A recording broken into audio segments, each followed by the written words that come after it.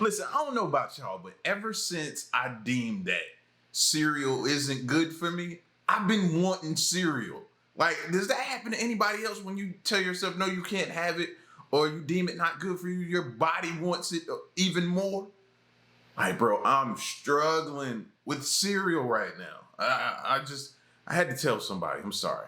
But before we get to the craziness, man, y'all know how this goes. Question everything. You should. And remember, this is for entertainment purposes only. Let's get to it. So I poured it out in my bowl, and out comes this paper that was all folded up just like this. The note contains a mashup of words and references to current events and conspiracy theories. Miller says his big concern is that somehow a note made its way into a sealed food product. I don't know what's inside the cereal or if this note was laced with anything. It's not the note that really bothers me, it's just these notes are found inside food. So I poured it out in my bowl. So I know the question that everybody's dying to ask is, would you finish the cereal? Absolutely. Do you know how much a box of cereal is these days? Fam, no, I'm not throwing that away. Are you kidding me? No, not where we come from. You're not tripping. Time is actually speeding up and nobody's talking about it. So scientists are scrambling to try to fix what's going on with time, and they have until November 2029 to come up with a resolution. So back in 1972, something called the IRES existed, which was also known as the International Earth Reference Rotation System Services, and they issued something called a leap second, or they created something called a leap second. And the leap second's sole purpose is to make sure universal time was synced across the board, no matter what region you were in, no matter what country you were in your respective time zones. Since then, universal time is speeding up, and it's because the center of the Earth's core is actually slowing down, which is causing the exterior of the Earth to speed up. If you can kind of get the image, like this is the ball of the Earth, it's slowing down, but it's also speeding up the exterior of the Earth, making universal time go faster, basically. So scientists are now facing the problem that they have to fix this. One of the things they suggested is removing leap seconds altogether. We've been using leap seconds ever since 1972. Every year, either in June or on June 30th or December 31st, a leap second is added, so that way time is synced. But now that time is speeding up, they're thinking about removing leap seconds. Not only are they going to remove leap seconds, but they're also going to remove milliliters of a second off time, if that makes any sense to you. So long story short, if you've been waking up thinking to yourself, why does it seem like Friday's coming faster? Why does it seem like Saturday's coming faster? Like, we are already more than halfway through the year of 2024. And if it seems like it's moving faster to you, it's because it absolutely is, and nobody's talking about it. You're not tripping. Time is actually speeding up and nobody's talking about it. I knew and then when you feel like you don't really know what day it is, or you be thrown off, it's a legit reason. You ain't crazy. I'm not crazy. They speeding things. So are we aging faster now? We do say that about people, like, bro, man, where did the time go? Even with the kids, we say that with the kids. Everywhere, it makes sense. What are they trying to do to us is the question, though. How confident are we feeling about making it out in 2025? Kansas currently has a TB outbreak. I think like 60-something people. And then a couple days ago, Texas, flu outbreak. 650 students and staff out sick. Currently, we have the bird flu in 10 states that's mutating, so it might sooner than later jump from human to human. I got a text from CVS Pharmacy, about 4 texts within the last 3 weeks, that there is a high respiratory infection in my area here in California. So how confident are we feeling that, the CDC is not going to inform us because Trump has pulled us out of the World Health Organization? How confident are we feeling? That's why we got to still band together, get the information out on this app or whatever platforms that we're utilizing. We got to continue to get the information out, bro. We got to rely on each other, because the more they remove us out of the loop, we're not going to have that information. We're not going to be in the know. We're not going to know the information that we need to know to be able to survive out here and make it through a lot of this stuff that's happening. I found some documents in the CIA database that basically explains what happens to our consciousness after we cease to exist in the physical realm. This document was published in 1983. We central processor always remains the same because belonging to a non-physical reality, its activity does not depend on any synergetic level or energetic field. These considerations lead to an important conclusion, which is that in the absence of brain activity, the central processor is still able to interact, but now not with the energetic structure, but only with the bare quantum field. The synergetic level with which after death the central processor is still able to interact will depend on which level of brain activity the individual was able to function while alive. Hence, what level of consciousness did that individual reach? Which is very interesting and amazing to me. So basically, if we reach unitary consciousness, we will have a peaceful afterlife. What the f did you just say? Did you just say I'm going to own nothing and be happy? But there's things. So who owns the things? And who enforces who owns the things? And how do you do that? When you take away everybody's weapons, you're the only one that has weapons? And you get to decide who owns the things. And no one owns the things. And everyone's happy. Okay. Right, but part of what you're trying to do is you're trying to come up with something that allows you to have the power. What up, y'all? I had to stop and make this video, y'all, because this thing with the New Year's Eve thing down in New Orleans, man. I've been keeping up with this story, man. And me being ex-military, you know what I'm saying? 13 Fox, fire support, Fort Sill, Oklahoma Army. So a lot of stuff ain't adding up, y'all. I'm just gonna be real with y'all. I am a critical thinker. And there's a lot of stuff about this story that ain't adding up. And I'm gonna give y'all what I feel like. And listen, the only reason I'm giving y'all this is because I feel like as ex-military, we gotta also look at it for this service member, man. This guy was in the military for about 13 years, man. And then they're tying him to ISIS. So on that note, I think we owe it to him to try to find some other perspective. And I'm gonna just tell y'all what I feel like so far, because it's some stuff that's on the news that ain't adding up. Anytime y'all see the news start pulling up a guy's credit history as a reason for him snapping, that sound like a spin job to me. Y'all understand? 20,000 in debt, 30,000 in debt. Listen, almost every United States citizen has debt nowadays. That's not gonna be enough to make somebody snap and go off the loose end. It ain't making no sense. On top of that, they said this guy was looking for as many casualties as possible, right? They said he wanted to inflict as much damage as possible. If that's the case, why didn't he wait until the Super Bowl? It's not adding up. They said this guy wants to inflict as much damage as possible. He drove from Texas. My home state is Austin, Texas. Now, when they said that, that's what the part that didn't make sense to me. It was an aha to me, but it didn't make sense because they made it seem like that was a test run. Who does that makes no sense. You're doing a test run, then you're gonna have security heightened in the area. So how are you gonna carry out the real, like that? All that didn't register or vibe with me when they said it. It was just like the Super Bowl. I was like, oh snap, that was shocking to think about that aspect of it. But yeah, I get where he's headed with this. I don't know if y'all realize this, but New Year's Eve, Texas is a much larger crowd than New Year's Eve, Bourbon Street in New Orleans.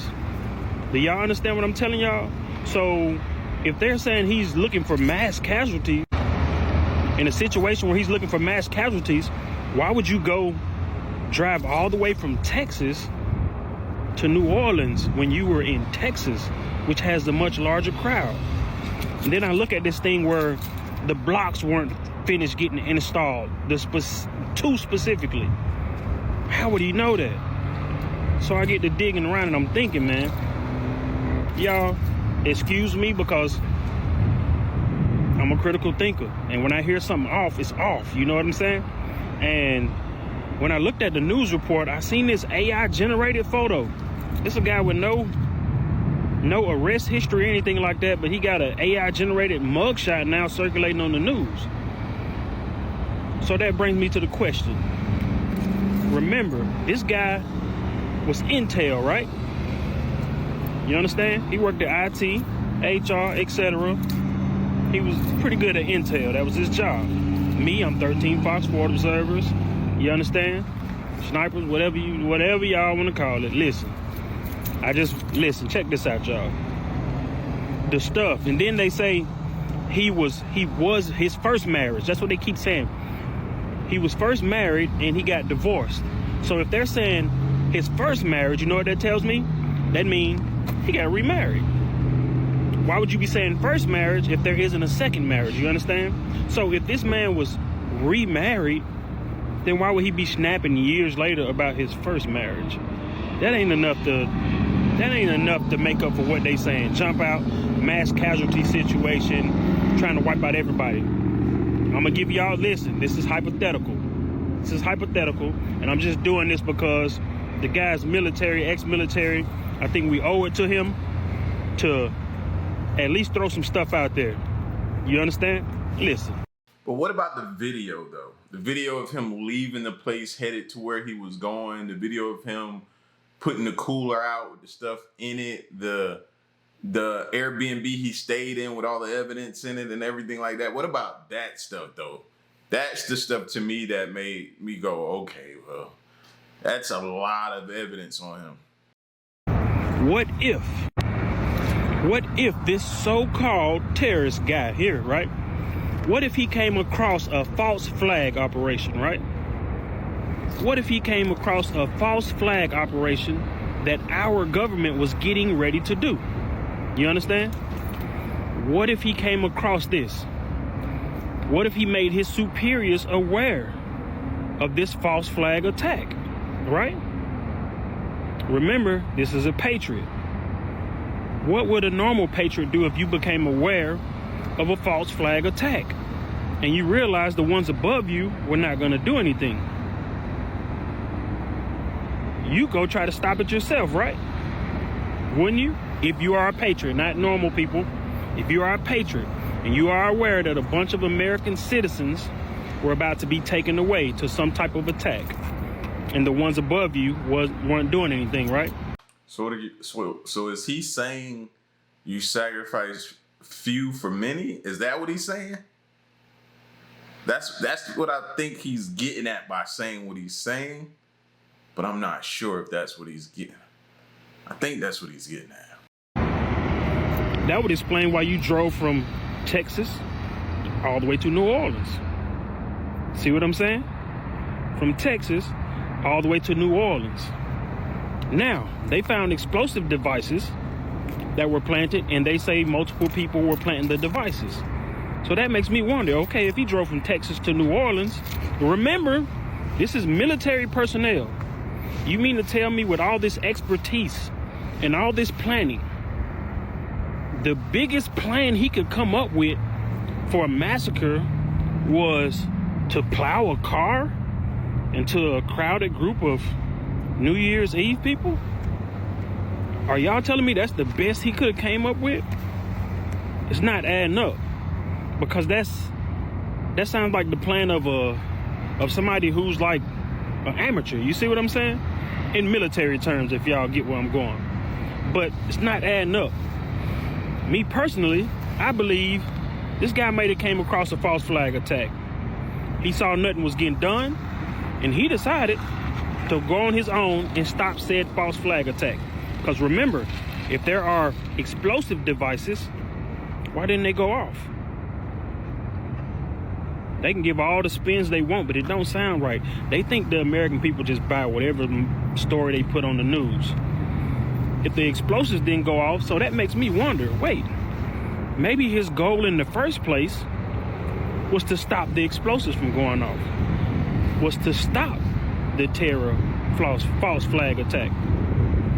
Get what I'm saying? He showed up there. Whatever happened to him in the car before he crashed happened. But his main purpose was to stop whoever from exploding these devices. That's what it feels like to me. And I feel like since he stopped those devices from going off, the powers that be said, we're just gonna paint him as the terrorist. The guy pretty much went out there and sacrificed himself for his country because he didn't want people to get blowed up with some intel that he knew about. There was no time left, so maybe he went out to try and stop it on his own. And this whole thing y'all see with them sealing off stuff, trying to check his, maybe they're trying to cover tracks.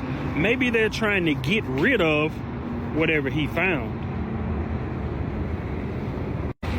Because as an explosives expert, him detonating the explosives would have been the simple thing to do, right?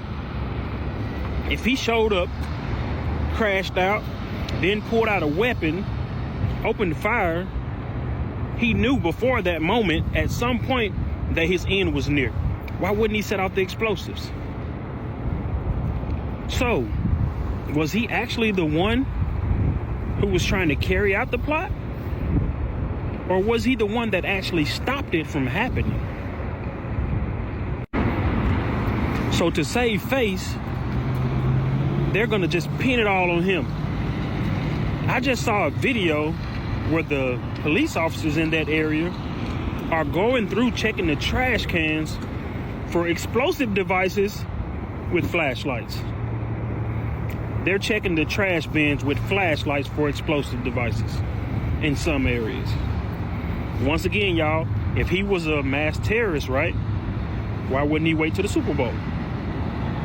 Why would he be driving in the opposite direction of where the gangs are? Or was he headed somewhere to stop an attack that he knew of? Makes more sense to me, especially when they say there's a video recording of him claiming to be part of ISIS. Listen, y'all, AI has some cool tricks it can do. When they call your phone, you hear that phone beep and no one says nothing, it takes AI 3 seconds to mimic your voice completely. Y'all understand? So when you get that beep on your phone, don't respond to it. Don't keep talking because it's learning you. So I'm telling y'all, be careful. Don't believe everything that come on the news because some ain't adding up. I believe this guy might have been stopping the attack, which is why the explosives didn't go off. Tell me what y'all think. It's all hypothetical. That's a perspective I haven't heard. I have not heard that perspective on this whole thing. And it's interesting because it makes you think. We never look at it from that way, especially the ones of us who've never been in the military. You know, they look at this through a different set of lenses than we do. You know, he's talking about, well, maybe he was going to stop things. I never, and if you just solely watch the news, how could you ever like gain that perspective or think something like that was possible? Everything is geared towards him. So we don't know, but that's an interesting take, seriously. I'm probably going to get a lot of hate for this, but it's fine. It has to be said. Having to take your phone to the bathroom every time you go and being uncomfortable if you don't have it, like you go in there and you forget and you're like, I can't go. I got to go get my phone. When did we all accept this? And I'm not dragging anyone because I've done this like up until like a week ago. I've ascended now. But in all seriousness, I think so many of us have phone addictions and social media addictions, and we just like accept it as normal, and it has such a negative impact on our mental health. So a few weeks ago, I started looking into getting a flip phone. Like a lot of people, I'm just super overwhelmed by my phone and all the apps and alerts. Even when I turn the notifications off, sometimes they come back on or find myself doom scrolling. It was just too much. I was like, I'm gonna get a flip phone. But then I was like, why am I gonna pay for a flip phone phone when I can literally just have more discipline, right? Can't be that hard. So I decided to just be more conscious of the way I'm using my phone. And the first thing I cut was taking my phone to the bathroom because like it's unnecessary. And then I started leaving my phone in one room of the house. So I would leave it in my bedroom, go about my day, do my work as much as possible without carrying my phone to every single room. Oh, it's in the kitchen. I'm in the kitchen. It has to be in the kitchen. I'm doing work in the office. It's in the office. Like, I just started leaving my phone where it's at. And when I tell you the amount of peace that has overcome me, I'm a person, I meditate every day. I do breath work every day. That's very peaceful. Love it. But leaving your phone, it's like so much anxiety just left and brain rot. I feel like my brain is like coming back to intelligence. And again, I'm a very mindful person. I mean, I try to be. I meditate, I go on walks, I do qigong. Like I really do this. Now, this is the crazy part. And if you're not a conspiracy theorist, then you might just want to just go about your business. So we're all aware that the phone listens to you throughout the day, right? Okay, cool. And I posted about this before, that I believe the phone can actually access your thoughts. Like, I think they've developed a technology that we're just not aware of yet, and somehow in the quantum field, it can access your thoughts. That's just what I believe. If you've ever just been thinking something and then seen an ad for it, not mentioned it, not searched it or anything, then maybe you know what I'm saying. So that would mean the phone can actually receive information from you. I'm starting to think it can also send information, because I literally get like a brain fog, like a confusion in my mind whenever my phone is around for too long. I don't know how to explain it. And maybe there's some other explanation, like the phone is emitting like EMFs and it's somehow ruining my life, giving me a headache. But if you're someone who struggles with anxiety, depression, brain fog, you might want to try it. Like, you might need to get rid of your phone for a bit. I'm probably going to get a lot of hate for this, but...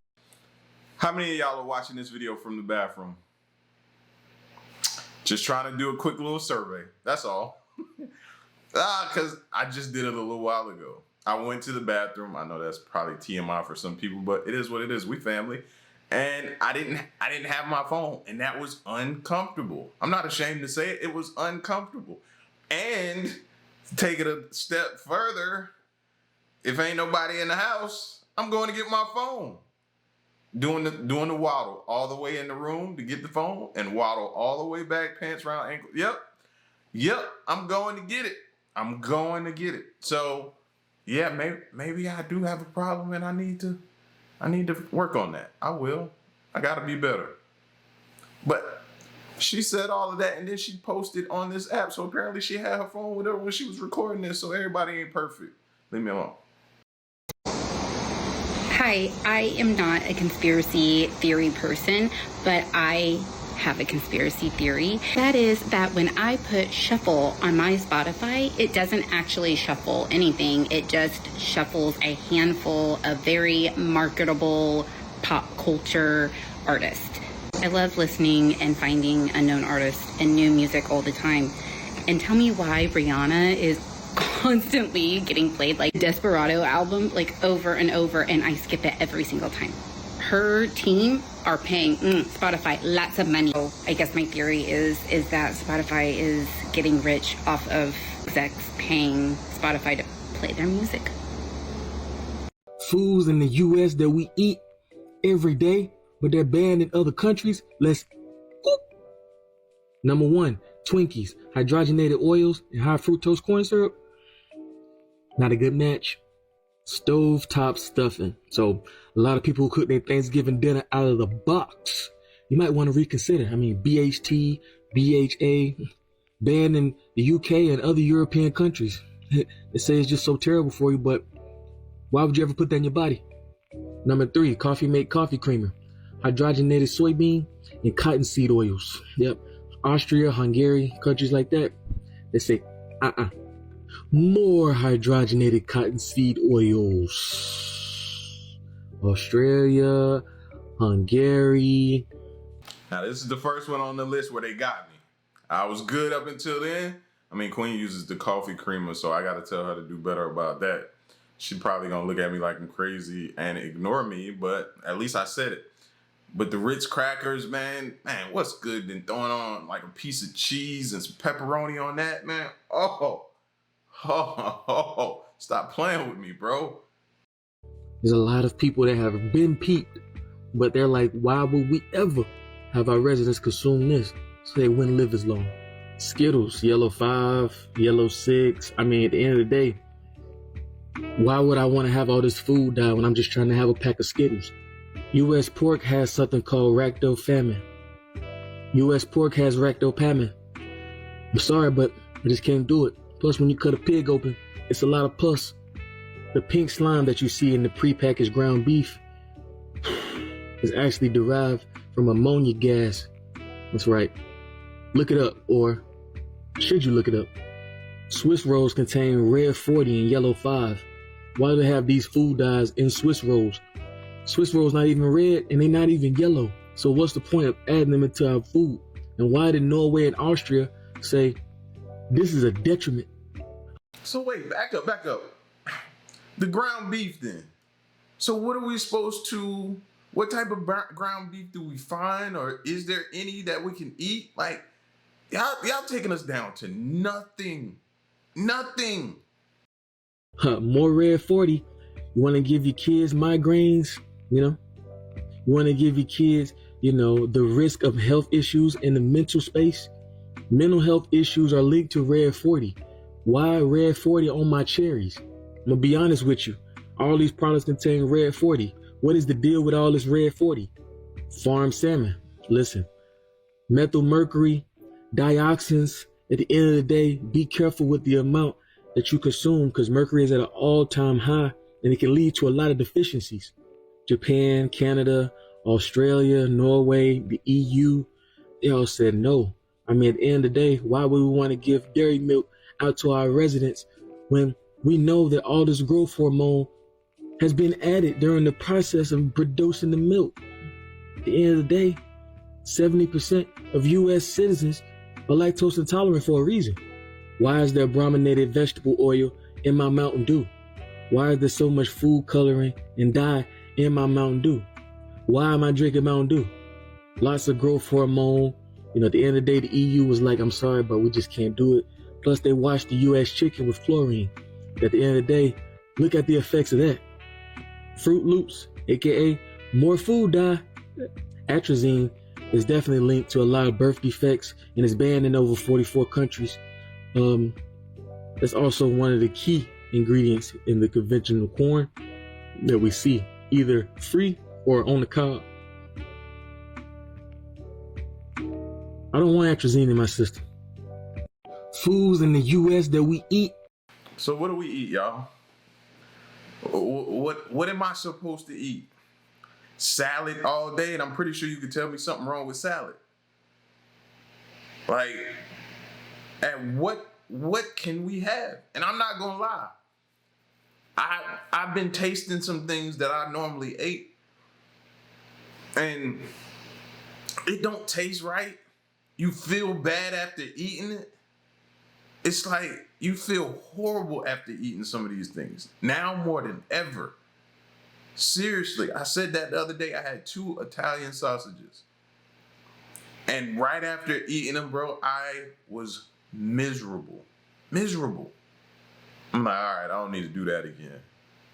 I don't need to. And the amount of grease that was on the plate was just like stomach churning at this point. But I love Italian sausages. Man, I even put it in my spaghetti and cook it up and chef it up like that.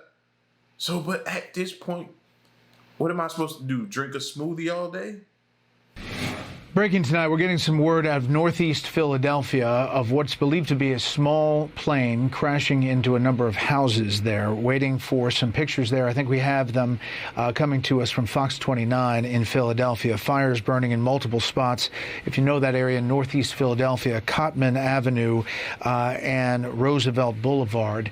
We're being told by Fox 29 that multiple fires are burning. There are pieces of what appears to be this airplane scattered here. That's from Steve Keeley, one of the reporters from Fox 29 on the ground. You can see some of the fires there. Authorities closing off those areas. We're trying to get word of casualties. We don't have any official word from authorities yet, but let's listen in to Fox 29 as they're reporting this live. Just happened a few minutes ago. Breathing in this area. He said he smelled jet fuel here. Steve, are you there?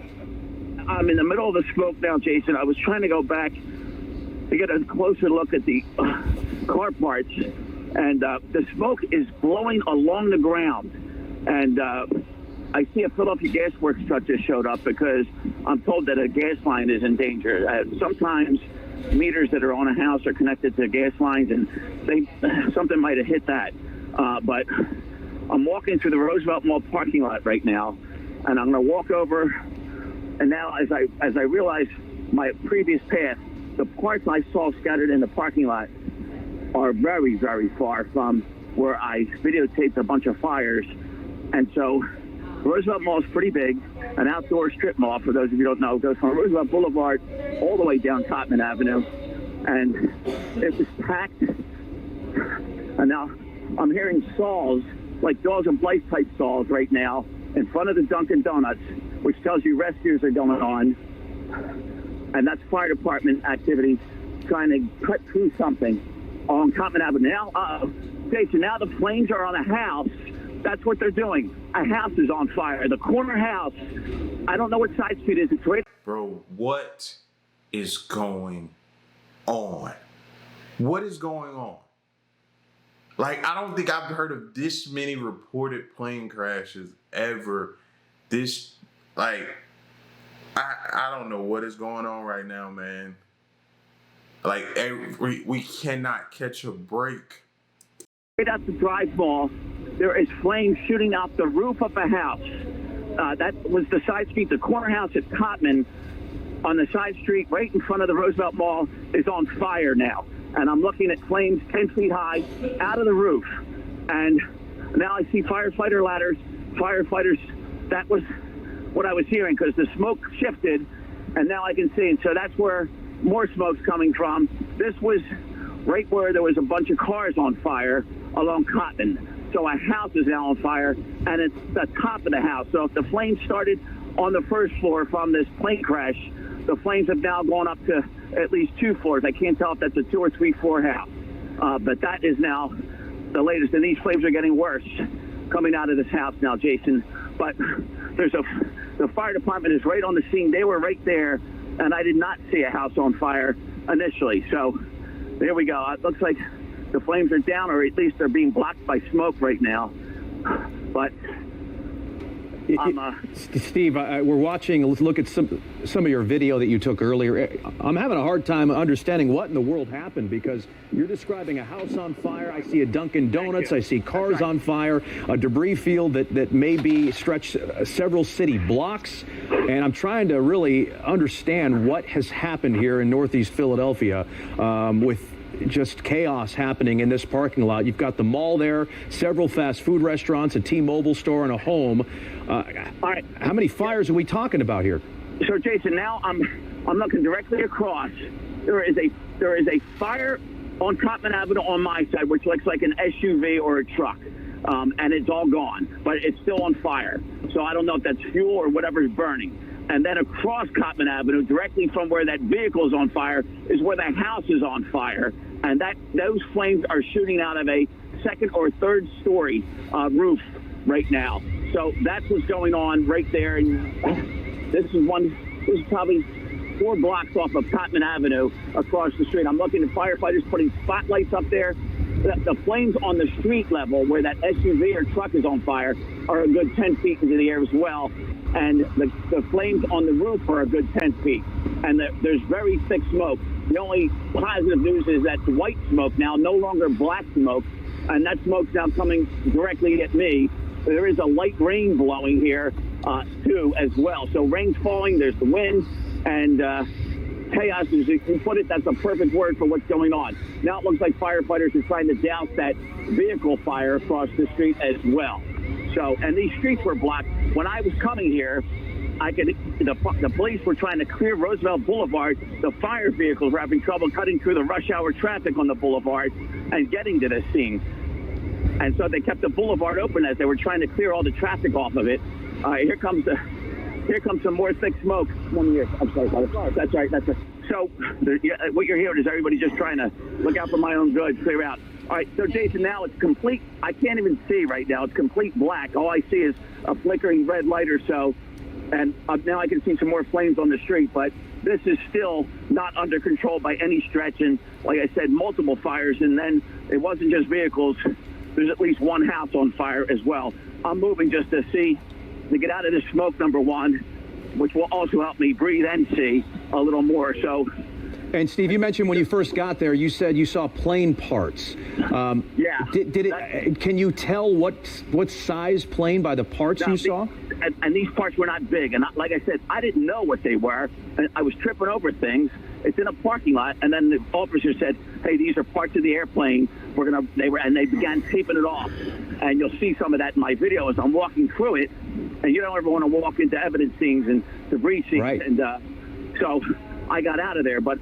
Man, listen, prayers and condolences, bro. Prayers and condolences. But drones, orbs, now the plane crashes and different things happening. The collision crash, now this, the other ones that were happening too. It's just like, bro, what is going on?